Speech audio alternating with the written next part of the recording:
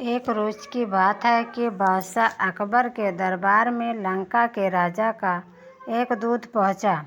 उसने बादशाह अकबर से एक नई तरह की मांग करते हुए कहा, आलमपनाह, आपके दरबार में एक से बढ़कर एक बुद्धिमान, होशियार तथा बहादुर दरबारी मौजूद हैं।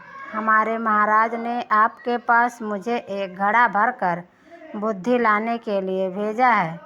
हमारे महाराज को आप पर पूरा भरोसा है कि आप उनका मनोवस्त किसी न किसी तरह और जल्दी ही कर देंगे। यह सुनकर बादशाह अकबर चकरा गए। उन्होंने अपने मन में सोचा, क्या बेतुकी मांग है। भला घड़े भर बुद्धि का बंदोबस्त कैसे किया जा सकता है। लगता है लंका का राजा हमारा मजाक बनाना चाहता है। कहीं वह इसमें सफल हो गया तो। तभी बादशाह को बीरबल का ध्यान आया। वे सोचने लगे कि शायद यह कार्य बीरबल के बस का भी ना हो, मगर उसे बताने में बुराई ही क्या है। जब बीरबल को बादशाह के बुलवाने का कारण ज्ञात हुआ तो वह मुस्कुराते हुए कहने लगे, आलमपनाह, चिंता की कोई बात नहीं, बुद्धि की व्यवस्था हो जाएगी, लेकिन इतने में कुछ हफ्ते का वक्त लग सकता है। बादशाह अकबर बीरबल की इस बात पर कहते भी तो क्या, बीरबल को मुँह मांगा समय दे दिया गया। बीरबल ने उसी दिन शाम को अपने एक खास नौकर को आदेश दिया, छोटे मुंह वाले, कुछ मिट्टी के घड़ों की व्यवस्था करो।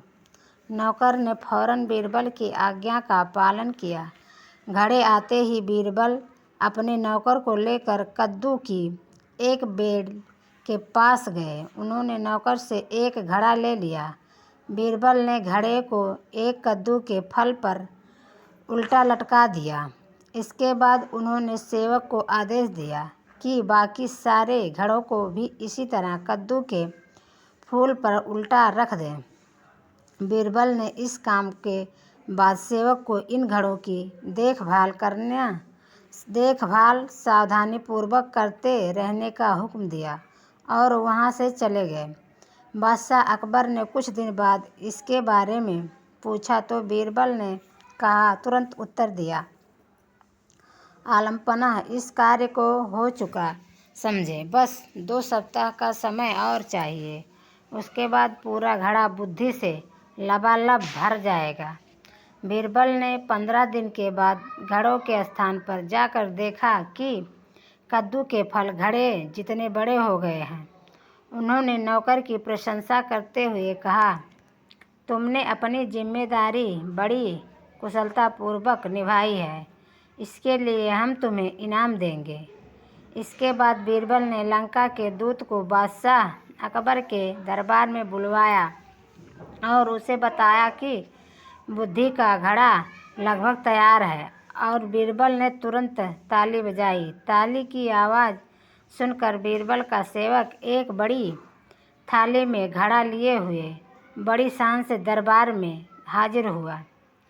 बीरबल ने घड़ा उठाया और उसे लंका के दूत के हाथों में सौंपते हुए कहा, लीजिए श्रीमान, आप इसे अपने महाराज को भेंट कर दीजिए, लेकिन एक बात अवश्य ध्यान रखिएगा कि खाली होने पर हमारा यह कीमती बर्तन हमें जैसे का तैसा वापस मिल जाना चाहिए।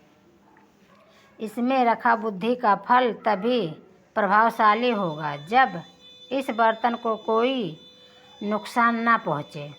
इस पर दूत ने कहा, हुजूर, क्या मैं भी इस बुद्धि के फल को देख सकता हूँ? हाँ, ज़रूर, बीरबल ने गर्दन हिलाते हुए कहा।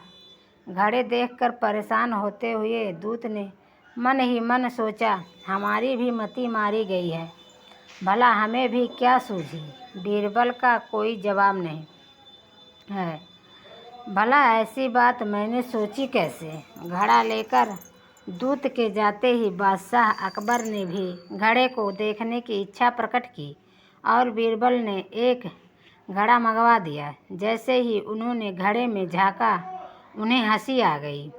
वह बीरबल की पीठ ठोकते हुए बोले, मान गए भाई, तुमने बुद्धि का क्या शानदार फल पेश किया है। लगता है इसे पाकर लंका के राजा के बुद्धिमान होने में तनिक भी देर नहीं लगेगी।